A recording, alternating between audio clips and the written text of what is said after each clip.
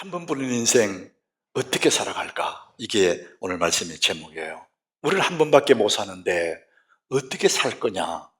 우리 모두의 관심사고 우리 모두의 바람이잖아요. 자, 오늘 저는 이 빌립보서를 통해서 여기에 대한 하나님의 답을 우리 함께 나누고 싶습니다. 자, 우리들은 모두에게 100가지 소원, 1000가지 소원이 있어요. 여러분, 부모의 마음에는 자녀를 향한 얼마나 많은 소원이 있겠습니까? 누구든 이 땅에 사는 사람 중 소원이 없는 사람이 없어요. 그렇게 많은 바람들, 소원을 가지고 있지만 그 소원을 크게 나누면 두 가지입니다. 우리는 두 가지 소원을 가지고 삽니다. 그 첫 번째 소원은 오래 살고 싶다, 이런 소원이 있어요. 여러분, 누구든지 오래 살고 싶잖아요. 그래서 좋은 거 먹고 운동도 하고, 여러분 80이 넘고 90이 넘은 어른들도 더 오래 살고 싶어요. 이것이 가장 근본적인 첫 번째 소원이에요. 두 번째 소원은 잘 살고 싶다. 그야말로 오래 살고 싶고 잘 살고 싶다, 이런 소원을 누구든지 다 가지고 있어요. 자, 그러면은 여러분, 오래 살고 싶다, 이런 소원이 있는데 그것은 우리 마음대로 안 됩니다. 내가 아무리 애를 써도 우리 인생의 길이, 이 삶의 길이는 정해졌습니다. 어떻게 할 수가 없습니다. 그것은 하나님의 손에 달렸어요. 자, 그렇다면 삶의 길이는 내가 어떻게 할 수가 없지만은 그 삶의 정해진 길이 속에 그 삶은 어떻게 살 것이냐, 삶의 내용은 내가 어떻게 할 수가 있습니다. 이렇게 살 수도 있고 저렇게 살 수도 있습니다.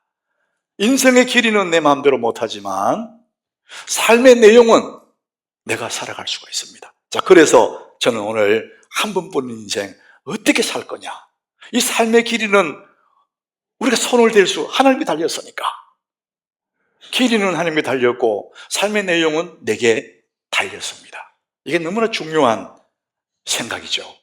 여러분들, 오늘 한 번뿐인 내 인생 어떻게 살 것인가, 이를 한번 진지하게 한번 고민해 보십시오. 그러면 우리는 어떻게 살까? 이렇게 살 수도 있고 저렇게 살 수도 있는데 잘 살기를 원한다 했잖아요. 근데 모두의 바람이 꽃길을 걷기를 원한다. 예. 여러분, 그런 얘기하자, 꽃길만 있길 바란다고. 근데 여러분, 그런 인생은 없어요. 누구도 그런 인생 살 수가 없습니다. 예상치 못한 일들이 벌어지고 통제할 수 없는 상황들이 내 앞을 가로막기도 합니다. 자, 그런 상황 속에서도 우리는 어떻게 살아갈 수 있을까? 어떻게 잘 살 수 있을까? 저는 오늘 그 말씀을 이 빌립보서를 통해서 말씀드리고 싶어요.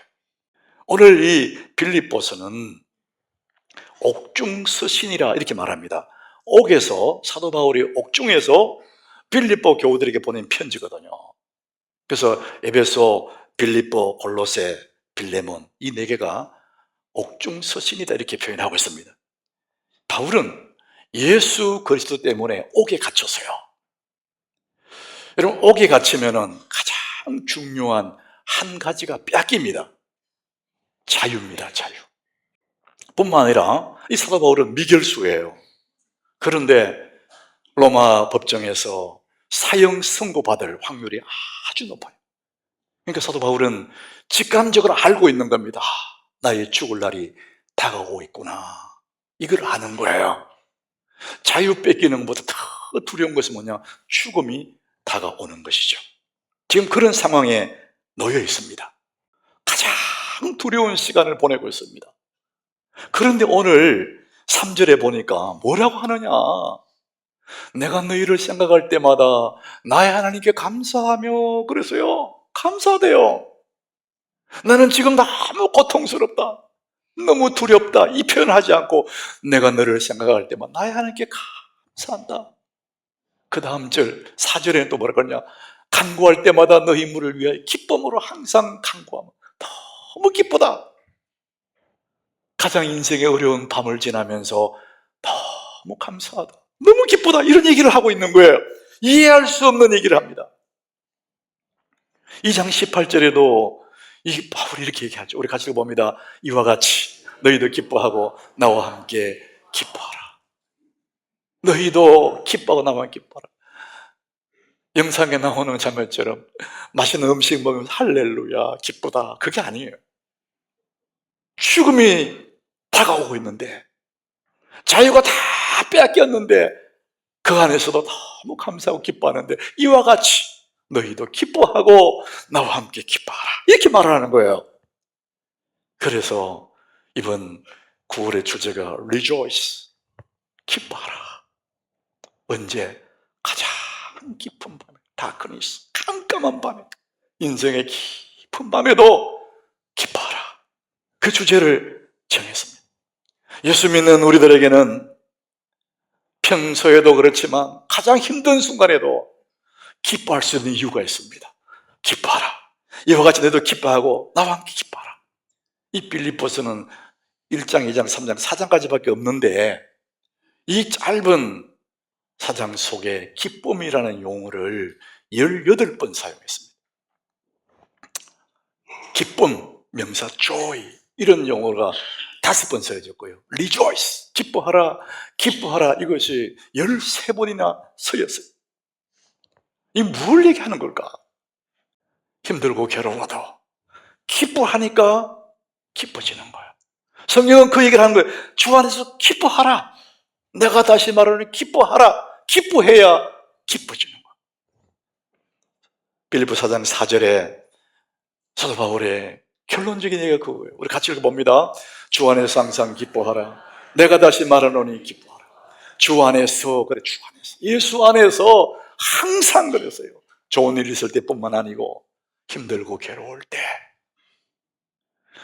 삶이 뜻대로 안 될 때, 삶이 내 마음대로 안 될 그때도 기뻐해라.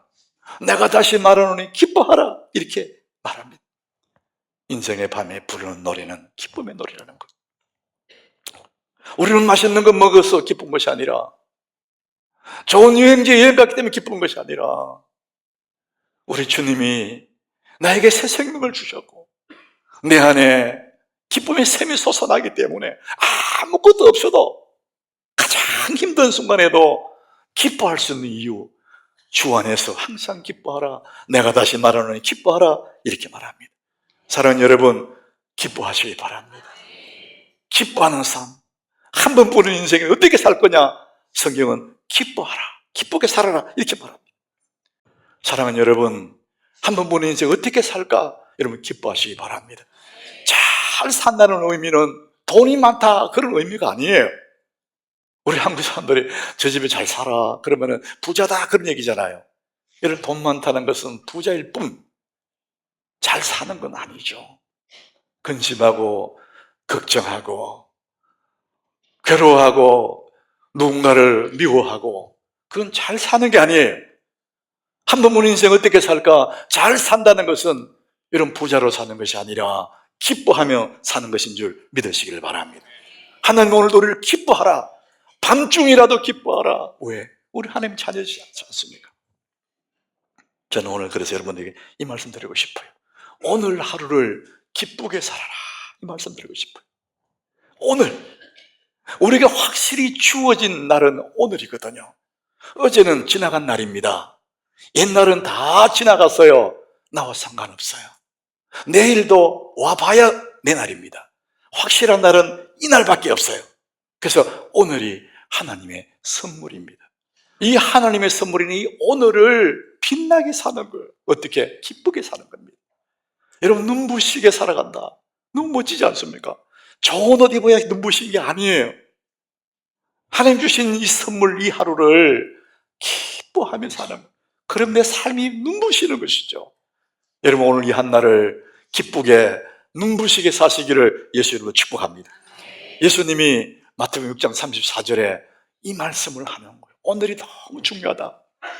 여러분, 다 하시는 말씀. 그러므로 내일을 위하여 염려하지 마라. 내일의 그 염려를 당겨가지고 오늘 선물을, 이 하루를 망쳐놓는 거예요. 내일 걱정 때문에. 우리는 늘 그렇게 살아요. 오지도 않는 내일의 걱정을 당겨가지고 하나님의 선물인 오늘을 회색으로 취해버리는 거예요. 그리고 걱정하고 사는 거예요. 내일을 위하여 염려하지 마라. 내일 일은 내일이 염려할 것이요 한 날의 괴로움은 그날로 족하다. 네게 주어진 이 날이 축복이다. 여기서 기뻐하며 빛나는 삶을 살아야 돼. 우리 하나님이 그 말씀을 하시는 겁니다. 여러분, 이 빌립보서는 우리에게 이 삶의 태도를 가르치는 거예요. 어떤 능력으로 사는 것이 아니라 하루라는 이 선물 속에, 한 번뿐인 인생 속에 어떤 태도를 가지고 살아가느냐, 이것이 훨씬 중요하다. 성경은 말합니다. 한 번뿐인 인생 기뻐하면서 살아라, 이렇게 말합니다. 전도서 3장 12절에 삶에 가장 복 있는 사람을 얘기합니다. 우리 같이 읽어보겠습니다. 사람들이 사는 동안에 기뻐하며 선을 행하는 것보다 더 나은 것이 없는 줄을 내가 알았고. 솔로몬의 고백이에요. 솔로몬이 사람이 누릴 수 있는 모든 영광을 다 누려봤는데 그것보다도 더 좋은 게 뭐냐면은 사는 날 동안에 기뻐하는 거예요. 너무 기쁘다. 기뻐하며 사는 것이 그보다 더 나은 것이 없다, 이 얘기를 합니다. 사랑하는 여러분, 기뻐하며 사시기를 축복합니다. 항상 기뻐하는 거예요. 인생의 밤이라도 기뻐하는 겁니다.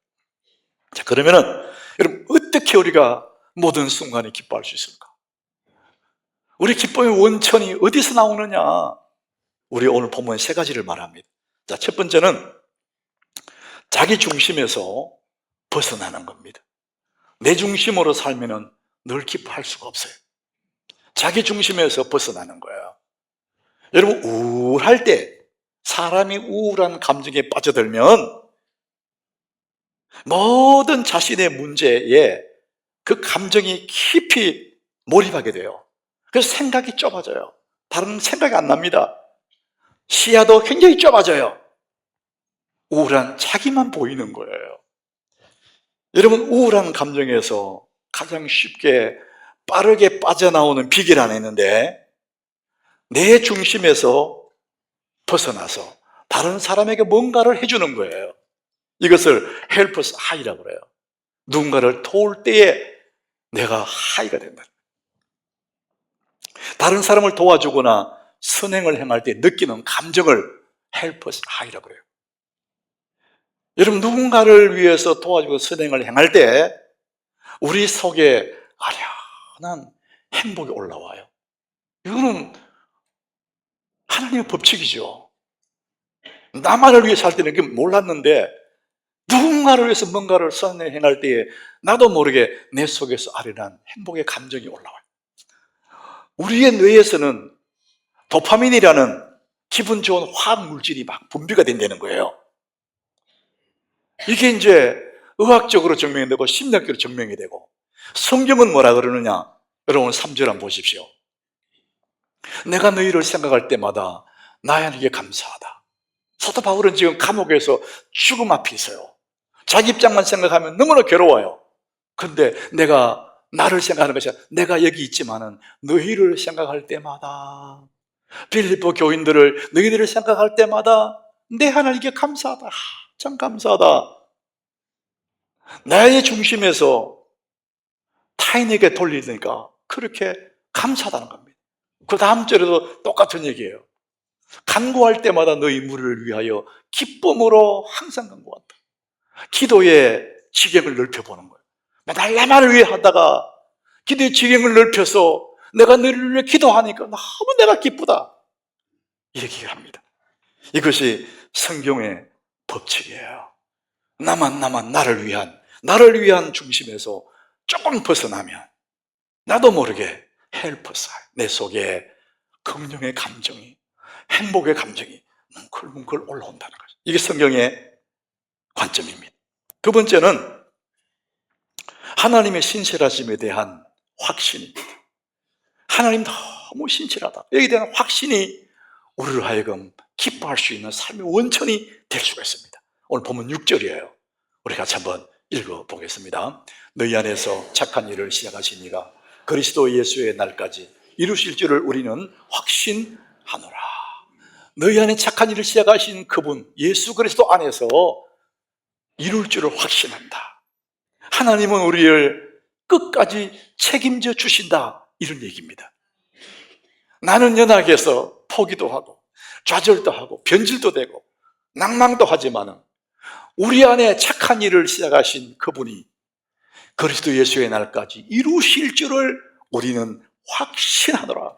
하나님의 신실하심이 있기 때문에 나는 믿을 수가 없지만 하나님이 신실하기 때문에 나는 오늘도 어려운 중에서도 기뻐할 수 있는 이유가 크게 있다는 거예요.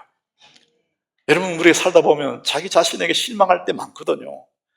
야, 내가 이것밖에 안 되나? 저는 목사이면서도 그럴 때 있어요. 야, 내 자신이 실망되더라고요. 그럼 나를 보면은 낭망할 수밖에 없어요. 그런데 성경은 뭐라 그러느냐? 너희 안에 착한 일을 시작하신 그분이 그리스도 예수의 날까지 이루실 줄을 확신한다. 그분이 우리를 계속해서 이끄실 줄로 믿습니다. 그분이 내 삶을 책임지신다는 거예요. 야, 내가 이렇게 해서 무슨 내가 집사야, 내가 무슨 목사야 이런 생각 들지만은 그럼에도 불구하고 그분이 끝없이 우리를 놓지 않고 끝없이 끌고 간다. 그래서 조금씩 변하고 변해서 마침내 예수의 분량까지 작은 예수같이 빛나는 사람으로 만들어낸다. 이것이 우리가 기뻐할 수 있는 근거, 기뻐할 수 있는 하나님의 기쁨의 근원이 원천이라는 것입니다. 여러분, 하나님을 신뢰하시기 바랍니다. 이 하나님에 대한 확신입니다. 신실하심에 대한 확신, 이것 때문에 우리 오늘도 기뻐할 수가 있는 거예요. 로마서 8장 28절에 이것을 더 확실하게 이렇게 설명합니다. 우리 같이 읽어봅니다. 우리가 알거니와 하나님을 사랑하는 자, 곧 그의 뜻대로 부르심을 입은 자들에게는 모든 것이 합력하여 선을 이루느니라. 여러분이 좌절하고 넘어지고 실망하고 주저앉아도 한번 딱 붙드신 하나님이 우리를 끝까지 끌고 가셔서 그 모든 것을 합력하여, 내가 실수한 것도 실패한 것까지 다 합력하여서 마지막에 멋지게 구원을 완성하고 나를 천국에 앉혀 놓으실 하나님의 신실하심을 여러분 믿으시길 바랍니다. 이분을 믿으면 우리는 이제 든든한 거예요. 그래서 모든 상황 속에서도 기뻐할 수 있는 근원이 되는 것입니다. 세 번째, 우리의 기쁨의 원천은 영혼의 관점에서 오늘을 보는 거예요. 영혼의 관점에서 오늘을 들여다본단 말이죠. 예수 믿는 사람들은 죽음의 끝이 아니잖아요. 영원한 생명이 있고 죽으면 새로운 시작이 시작되고 영원히 시작되는 이런 관점을 가지고 있거든요. 그런 관점에서 오늘을 보면 아무리 힘들어도 아무것도 아니에요. 지나가고 우리 영원히 살 사람들인데 이까짓 거 일이 되는 거예요. 그래서 기뻐할 수가 있습니다. 자, 오늘 본문 20절에 그 얘기를 하고 있습니다. 나의 간절한 기대와 소망을 따라 아무 일이든지 부끄러워하지 않아요.